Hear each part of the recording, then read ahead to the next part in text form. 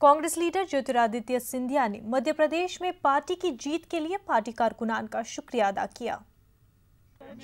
जो जनता ने जनादेश दिया है और शिवराज सिंह जी ने जो कहा था, मैं कहूंगा माफ करिए शिवराज जी, अब आया है जनता का राज।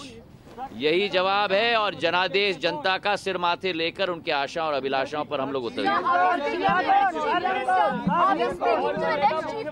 देखिए, मेरा लक्ष्य एक ही था और वो था कि इस भ्रष्ट शिष्टाचार और अत्याचार की सरकार को हम उखाड़ के फेंकें।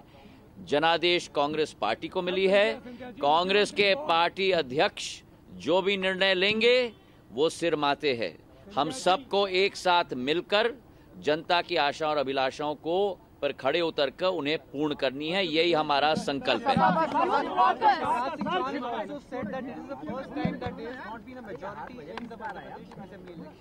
कौन कह रहा है कि मेजॉरिटी नहीं है?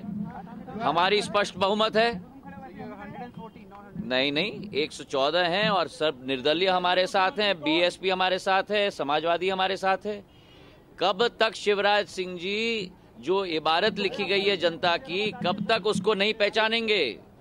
हम तो उनको कोशिश कर रहे थे पिछले 5 साल से समझाने के लिए, अब तो समझ लें। कल तो बड़े वादे कर रहे थे कि अब की बार 200 पार। अगर 5 राज्य, एक मिनट भैया, अगर 5 राज्यों के सारे भाजपा के सीट को भी हम टोटल कर लें, तब भी 5 राज्यों को मिलाकर 200 पार नहीं कर पाई है भाजपा।